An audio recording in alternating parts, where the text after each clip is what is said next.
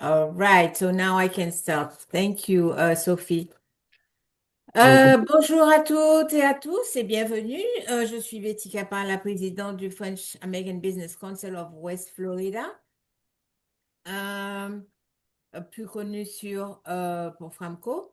Et Framco, notre mission est simple, connecter, soutenir et développer la communauté d'affaires franco-américaine ici en Floride. Le sujet d'aujourd'hui est particulièrement important. Avant de signer un bail commercial, comprendre vos obligations en matière d'assurance et votre exposition au risque n'est pas un simple détail. C'est une étape essentielle pour protéger votre entreprise et votre avenir. C'est maintenant un grand plaisir pour moi de vous présenter notre intervenante, Sophie Jamais. Sophie possède plus de 30 ans d'expérience dans le secteur de l'assurance. Elle a débuté sa carrière en France, où elle a occupé différents postes de direction au sein de grandes compagnies d'assurance, allant du développement de produits au développement commercial. Avant de s'installer à Miami en 2010, elle était la fondatrice et CEO d'Assurtis, une franchise spécialisée en assurance et crédit, filiale du groupe April et de Cofinoga, deux leaders dans leur domaine. Après son arrivée aux États-Unis, Sophie a fondé Intergroup USA en 2016, une agence d'assurance indépendante et spécialisée au service des particuliers et des entreprises à travers la Floride. Elle est titulaire d'un bachelor en administration des affaires ainsi que d'un master en sciences actuarielles et marketing. Elle est également maman de deux enfants. Sophie, merci beaucoup d'être avec nous. À ton tour. Merci Betty, merci Franco, merci pour l'introduction. Donc, les slides sont en anglais, mais bien évidemment, je vais vous parler en français comme on en avait convenu. Donc, Betty m'a contacté pour informer soit les nouveaux arrivants en Floride, soit les entreprises qui sont là de longue date, sur les obligations lorsqu'on signe un lease commercial. C'est vrai, quand vous allez signer un lease commercial, votre landlord, votre bailleur, excusez le franglais, va généralement exiger des assurances. Alors, l'obligation d'assurance imposée par le bail, c'est bien, mais plus important, c'est en quoi cette assurance va vous protéger, vous, ainsi que votre business. Donc, nous allons traiter aujourd'hui de ce qu'est la liability insurance, c'est-à-dire l'assurance responsabilité civile, à quel risque vous êtes exposé, qui est assuré, quelles sont les garanties les plus communes dans ces contrats, quelles sont les exclusions auxquelles vous devez prêter attention lorsque vous signez et que vous mettez en place un contrat d'assurance responsabilité civile pour votre business. Et enfin, on parlera d'autres sujets un peu plus techniques sur le certificat d'assurance. Alors d'abord, qu'est-ce que c'est que la liability insurance? Donc liability, quand on le traduit en français, ça veut dire responsabilité civile. Il y a deux types de responsabilité civile. Il y a la personnelle qui vous concerne, vous, dans votre vie privée. Et il y a la responsabilité civile commerciale, celle dont on va parler aujourd'hui, qui vous concerne lorsqu'on parle des expositions de responsabilité civile dans le cadre de la gestion de votre business. Donc la liability insurance, elle est là pour protéger votre business d'éventuels procès ou d'éventuelles réclamations, parce qu'on verra après que ça ne va pas forcément toujours au procès, qui impliquent vos clients qui auraient été blessés de façon corporelle ou de façon liée à de la publicité ou des propos que vous auriez pu tenir. Donc, le contrat d'assurance commence généralement par cette phrase. Je vais lire en anglais parce que tous les contrats sont en anglais. The insurer agrees to pay on behalf of the insured all sum they become legally obligated to pay as damages. Ce qui en français veut dire que l'assureur s'engage à payer en votre nom toutes les sommes dont vous auriez été légalement obligé de payer en raison de dommages subis par vos clients. Quelques exemples. Le plus grand classique, et si vous vous promenez sur l'autoroute, vous voyez parfois des publicités d'avocats, c'est le fameux slip and fall. C'est quelqu'un qui rentre dans votre boutique, qui se casse la figure et qui va dire que c'est votre faute. Il s'est cassé la jambe, il y en a pour, n'importe quoi, 100 000 $ de frais médicaux. Il va dire que c'est de votre faute s'il s'est cassé la figure. Autre type dommages que peut prétendre votre client avoir subi à cause de vous, c'est tout ce qui concerne le libel and slander ou tout ce qui est copyright, c'est-à-dire quelqu'un va dire vous avez dit du mal de lui. Alors c'est oralement ou par écrit. Par écrit, c'est souvent sur les réseaux sociaux. Oralement, c'est plus compliqué à prouver, sauf si vous passez à la télévision et que vous êtes une personnalité. Euh, ou alors, si par exemple sur votre site internet, sur vos réseaux sociaux, vous avez par exemple fait la promotion de la sécurité de vos produits et il s'avère que l'un de vos clients a un problème en raison d'un des produits que vous vendez et donc ce n'est pas aussi sécure que vous l'avez affiché sur vos réseaux sociaux, sur votre exposition médiatique. Donc voilà pour quelques exemples de cas dans lesquels votre liability pourrait être mise en jeu. Ce qui est important, c'est que, imaginons, prenons le cas typique d'un client qui arrive chez vous, qui se casse la figure. Il va vous attaquer. Est-ce que vous êtes responsable ou pas responsable? À ce stade, on n'en sait rien. Est-ce que le client a glissé parce que, je sais pas, c'était une cliente qui avait des talons de 10 centimètres et qu'elle ne savait pas marcher avec? A priori, on peut dire que ce n'est pas de votre faute. Ou est-ce que c'est parce que quelqu'un dans votre magasin venait de passer la serpillière et le sol était mouillé, ce qui a entraîné la glissade de votre client. Donc à ce stade, quand le client va vous attaquer, généralement c'est un courrier d'avocat, on ne sait pas si vous êtes responsable ou pas, mais dans tous les cas, il faut vous défendre. Et ce qui est très important, c'est presque la garantie la plus importante, c'est qu'il y a les legal fees, c'est-à-dire les frais juridiques pour vous défendre, qui sont inclus dans ces contrats de general liability ou commercial liability. Donc, si jamais vous recevez un courrier d'avocat, ce qui est très important, c'est de contacter immédiatement votre assureur. Vous pouvez toujours contacter votre propre avocat, mais là, vous allez devoir le payer. Vous avez obligation de notifier l'assureur et l'assureur va prendre un avocat qui va se charger de vous défendre. Option A, vous êtes vraiment responsable, l'assureur paiera, négociera. Option B, il va essayer de prouver que vous n'étiez pas responsable, que c'est plutôt la personne, pour reprendre mon exemple un peu trivial, qui avait des hauts talons et qui ne savait pas marcher avec. Donc, les legal fees, c'est vraiment une composante essentielle du contrat d'assurance commercial liability. Ensuite, point important, c'est qui va être assuré, parce que les contrats d'assurance general liability, ils sont établis au nom de votre business. Donc, Tartampion LLC, Tartampion Inc. est titulaire du contrat d'assurance. Le contrat est nommé en son nom. Mais il y a vous, après, à titre personnel, en votre qualité de dirigeant, de manager de votre société, qui pouvait être également mis en cause. Donc, dans tous les contrats de General Liability, il y a également, indépendamment du business, il y a d'autres personnes qui vont être assurées. Il y a des personnes physiques. Si votre business est individually owned, c'est-à-dire si c'est vous qui le possédez en nom personnel, eh bien vous et votre époux, dans le cadre de la conduite du business, bien évidemment pas dans le cadre de votre vie privée, êtes couverts par le contrat.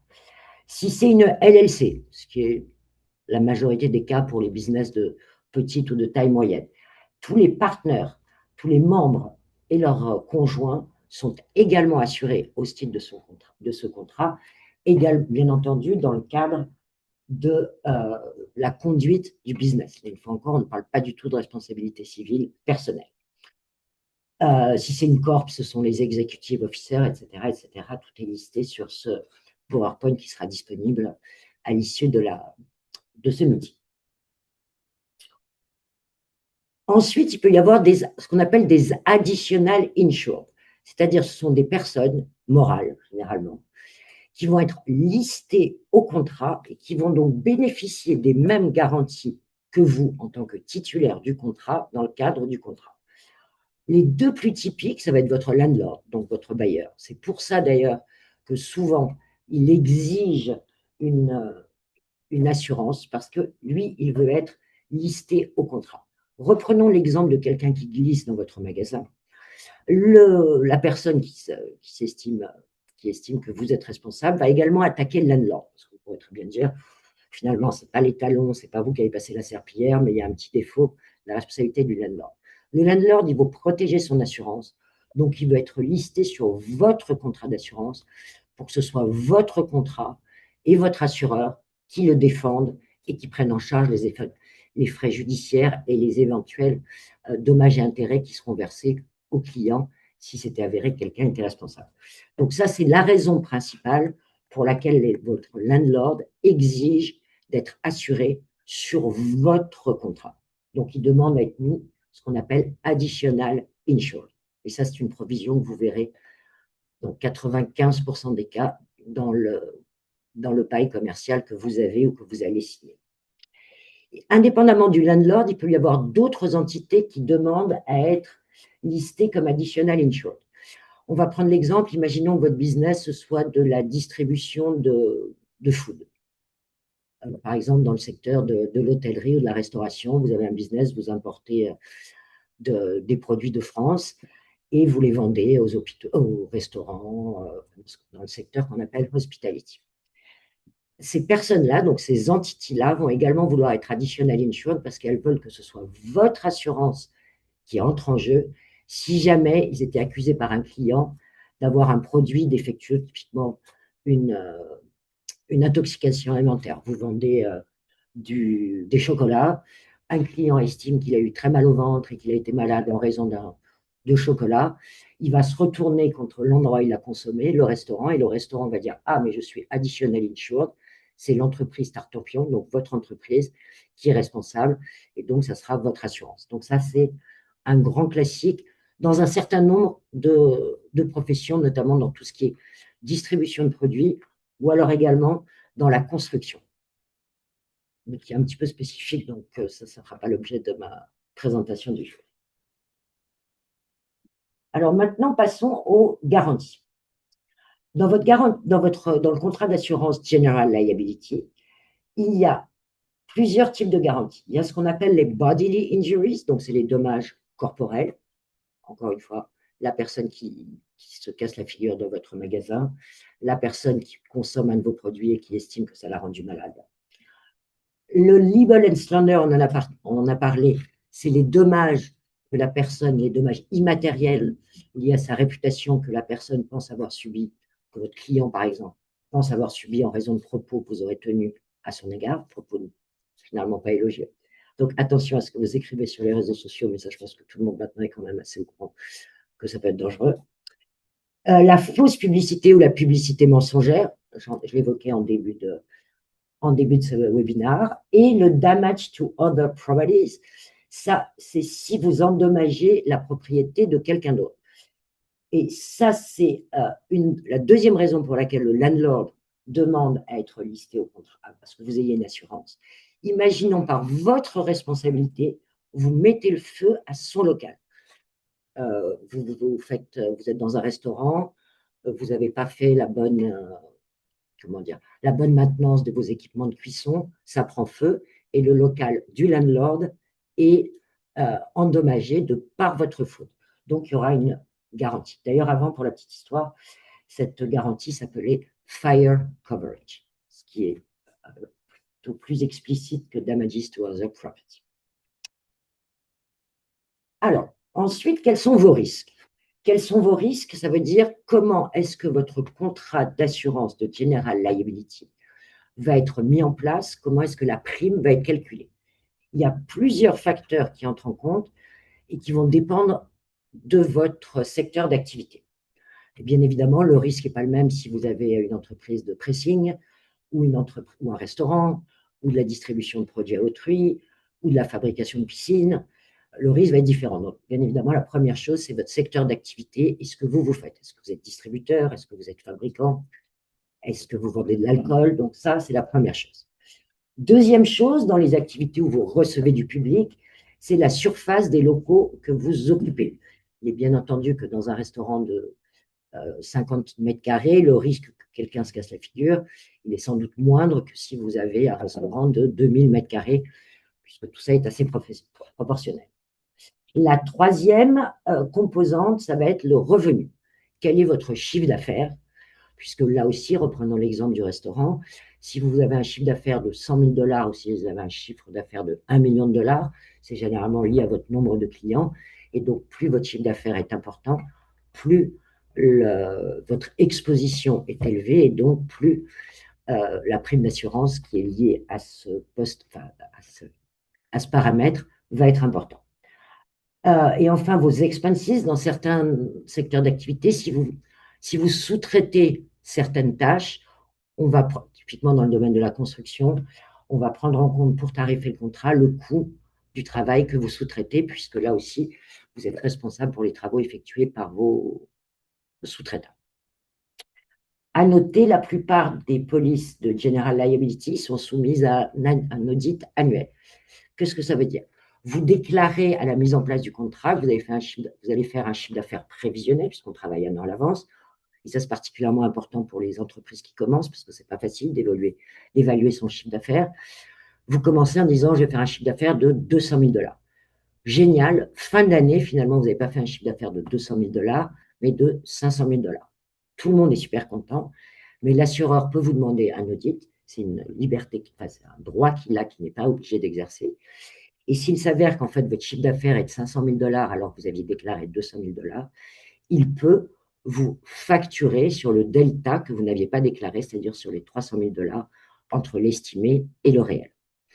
Donc moi, quand je m'entretiens avec des personnes qui lancent leur boîte, une fois encore, estimer le chiffre d'affaires peut être compliqué, je leur dis attention, vous avez souvent fait un business plan avec une estimation de chiffre d'affaires pour obtenir le visa ou pour obtenir un prêt qui est donc souvent un petit peu optimiste. Pour l'assurance, je vous conseille d'être raisonnablement pessimiste. Il ne s'agit pas de mentir à l'assureur et de faire des chiffres aberramment bas, mais ne prenez pas forcément les chiffres du business plan qui a été fait pour faire plaisir à l'administration qui délivre le visa ou pour que la banque vous accorde un prêt. Donc c'est important d'avoir cette petite gymnastique intellectuelle lors de la mise en place, lors de l'analyse pour la mise en place du contrat d'assurance liability. On a parlé de ce qui était couvert. J'aimerais maintenant qu'on aborde, parce que dans les contrats d'assurance, c'est malheureusement souvent presque aussi important que ce qui est couvert, qu'est-ce qui est exclu? Alors, il y a des exclusions un peu évidentes. Tout ce qui est intentionnel de votre part, ce n'est évidemment pas couvert et ça ne sera jamais couvert. Ça paraît assez logique. Il y a tout ce qui est contractual injury. C'est ce dont on a rapidement parlé avant. C'est toute la responsabilité que vous avez en raison d'un contrat que vous avez passé. Typiquement, vous avez un contrat de bail et donc la contractual injury va être exclue, c'est-à-dire le bailleur va être exclu, sauf si vous l'ajoutez comme additional insured, c'est ce dont on parlait tout à l'heure. Généralement, ça a un coût qui est d'une centaine, 200 dollars suivant les contrats par an, donc ce n'est pas non plus énorme, et une fois encore, c'est souvent l'exigence du bailleur. La liquor liability, si votre business vend de l'alcool, soit parce que c'est un convenience store, soit parce que c'est un restaurant. Déjà, il faut avoir une licence, pour ça, ce n'est pas le sujet de l'assurance, mais vous êtes obligé d'avoir une licence pour vendre de l'alcool, et vous devez prendre une assurance liquor liability, c'est-à-dire une assurance qui vous couvre en tant que distributeur d'alcool. Le cas le plus typique, c'est vous avez un restaurant, quelqu'un boit 2, 3, 4, 5 verres, vous ne dites rien, vous continuez, votre serveur continue à le servir alors qu'il a l'air particulièrement éméché, il sort du restaurant, il cartonne, vous va pouvoir dire que ça va impliquer votre liquor liability, c'est-à-dire votre responsabilité civile liée à la vente de l'alcool parce que vous n'avez pas pris les précautions nécessaires et vous ne lui avez pas dit à partir du troisième ou du quatrième verre, et oh, ça suffit, tu devrais arrêter de boire. Vous devriez arrêter de boire, parce que j'imagine que vous voyez la plupart de vos clients. Donc ça, cette liquor liability, soit on rajoute cette option dans la garantie General Liability, soit on fait une police d'assurance à part qui s'appelle Liquor Liability Coverage.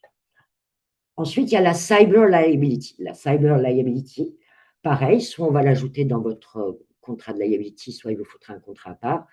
Ça, c'est tout ce qui est lié à votre exposition au risque cyber, c'est-à-dire au risque informatique. Ça, c'est typiquement indispensable si vous avez un business de vente en ligne.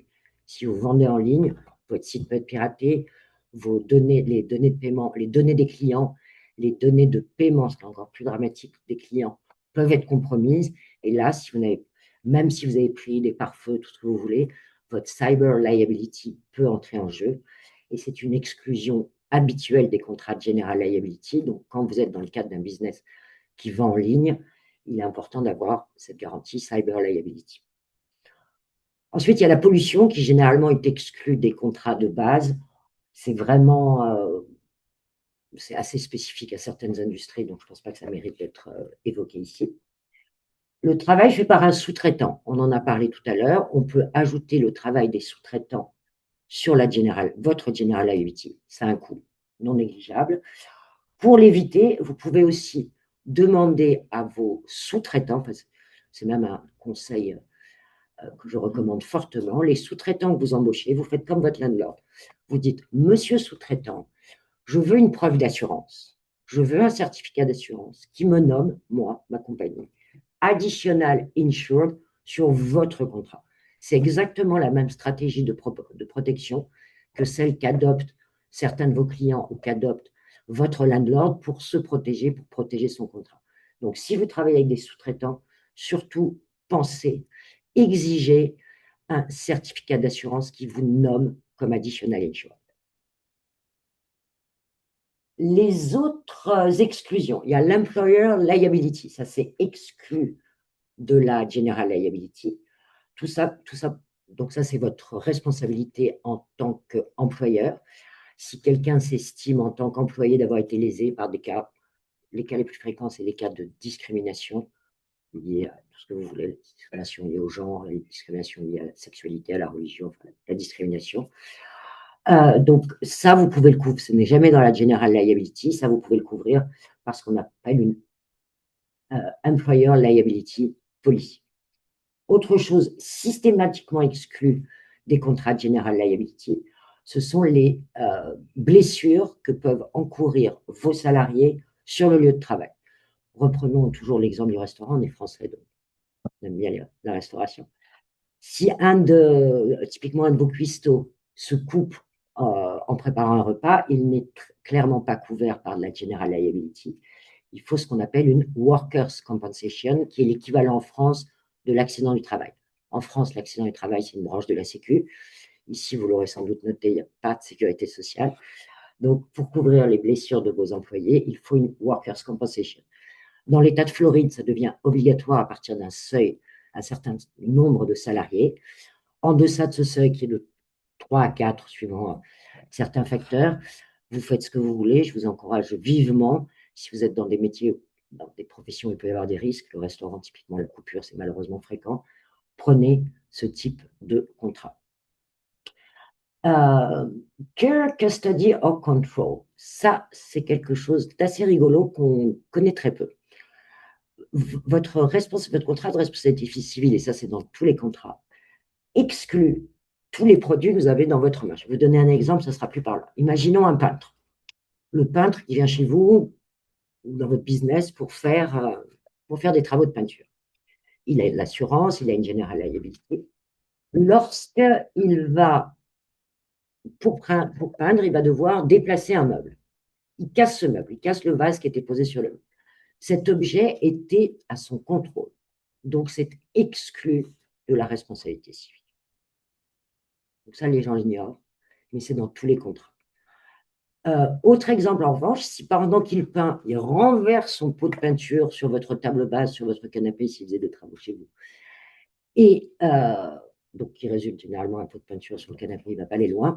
Là, pour le coup, il n'était pas en contrôle du canapé, là, il est couvert. Donc, c'est un peu subtil, mais il faut garder ça en tête. Ensuite, autre chose qui vont être exclues, mais là, on raisonnera au cas par cas, mais là, c'est plutôt je vous donne des astuces pour penser à avoir tout ça en tête lorsque vous commencez à réfléchir à votre contrat d'assurance liability. C'est tout ce qui est lié au travail défectueux. Donc ça va dépendre de votre secteur d'activité. Imaginons que vous fassiez de la réparation de montres. Ce n'est pas votre general liability qui va entrer en jeu si jamais vous cassez la montre en la réparant. Ça va être ce qu'on appelle de la professional liability, donc c'est un tout autre type de contrat. Et après, bien évidemment, comme dans tout contrat, il peut y avoir des exclusions particulières que votre courtier d'assurance doit vous expliquer lorsqu'il vous propose le devis d'assurance. Alors, ensuite, le montant de la garantie d'assurance incluse dans votre contrat. La plupart des contrats de General Liability, ils offrent 1 million de garanties, 1 ou 2 millions de garanties. Ça, c'est le standard. C'est généralement aussi ce qui est demandé d'ailleurs par votre landlord. Et vous allez pouvoir augmenter ces garanties via un contrat à part qu'on appelle Commercial Umbrella ou Commercial Excess. Si vous estimez que 2 millions, par exemple, n'est pas suffisant pour votre business, ou si votre landlord, c'est pas souvent, mais ça arrive parfois, exige plus que ce qui est proposé par un contrat traditionnel de General Liability. Alors, ce slide, il est un peu compliqué. En gros, ça montre comment est structuré le contrat d'assurance. C'est-à-dire que vous allez avoir une limite par occurrence, c'est-à-dire par événement, qui généralement est plafonné à 1 million, et ensuite ce qu'on appelle un aggregate, qui est, elle, par année d'assurance. Donc, généralement, les contrats sont libellés 1 million par occurrence, c'est-à-dire 1 million par sinistre, 2 millions maximum par année d'assurance. Ce qui veut dire que vous avez le droit, entre guillemets, dans votre contrat, à 4 événements à 500 000 ou à 2 événements à 1 million. Au-delà, c'est pour vous, si jamais vous êtes régulièrement attaqué. Dernière chose, final consideration, et ça doit venir vraiment à la fin. C'est-à-dire, parfois, j'ai des nouveaux venus qui m'appellent, qui me disent, je voudrais acheter un certificat d'assurance parce que mon landlord m'en demande un pour avoir les clés du local.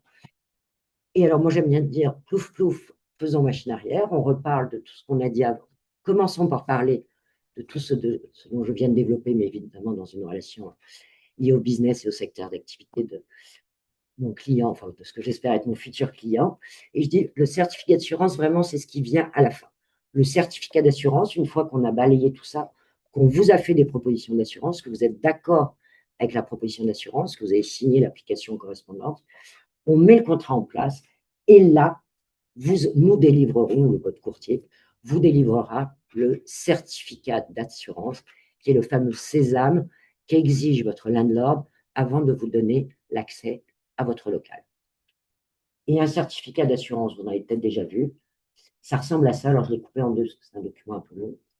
Vous voyez, vous avez le contrat, donc vous avez le nom du courtier, le nom de votre société, le nom des différents assureurs qui proposent les garanties. Donc, le premier, celui dont on a parlé aujourd'hui, c'est la Commercial Liability. Il y a un numéro de contrat, les dates des faits, le montant des différentes garanties dont on vient de parler. Et là, c'est deux petites croix. Là, il y a un Y pour dire yes. C'est additional insured, c'est-à-dire est-ce qu'il y a un additional insured au contrat. Et sur la deuxième page, le certificate holder, on lui dira, voilà, c'est vous, en tant que landlord, qui êtes bien additional insured sur le contrat, comme vous l'avez demandé. Sur ce certificat d'assurance, on pourra également faire figurer, ce n'est pas l'objet de la conférence d'aujourd'hui, la Workers' Compensation, donc les accidents du travail, l'automobile liability si vous utilisez des voitures commerciales dans le cadre de votre business. J'en ai terminé. Avez-vous des questions?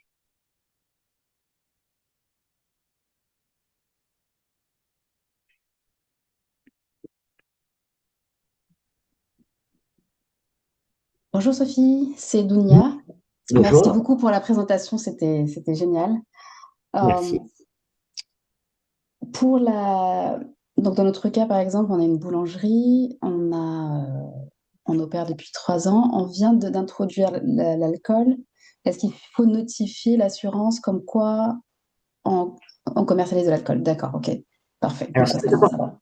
Vous avez pris une licence pour l'alcool? Oui, Ok. De toute façon, sinon, vous n'auriez pas le droit. Donc oui, il faut absolument notifier votre assureur, lui dire, ça y est, on va de l'alcool. Il va vous poser des questions sur la quantité, enfin, il va vous poser plein de questions. Il va soit pouvoir rajouter la liquor liability à votre contrat actuel de general liability, soit si l'assureur ne propose pas de liquor liability, ce qui peut arriver, il va vous proposer une liquor liability à part. ok, parfait. Merci beaucoup. Oui, au niveau de l'alcool, il y a une différence entre, j'ai vu vendre le vin et la bière et ou vendre de l'alcool fort. C'est ça? En termes de licence, oui, il y Ouais, a une c'est ça. différence. Ouais. En termes d'assurance, non, ça reste de la liquor liability. Ok, d'accord. Euh, d'autres questions? Pas d'autres questions. J'ai trouvé ça très, très intéressant et j'ai appris beaucoup de choses. Merci. Mhm. Merci, Véronique. Bon, ben, écoute, s'il n'y a plus de questions, donc comme on a dit, c'est enregistré, ce sera mis sur notre site internet. Donc, si vous voulez, vous pouvez le référer également. Et Sophie Jamais, ses coordonnées sont affichées. Et également, elle est membre de Framco, donc vous pouvez toujours la contacter via le site web ou nous appeler. Merci D'accord? beaucoup. Merci à, Merci. merci à Merci. toutes.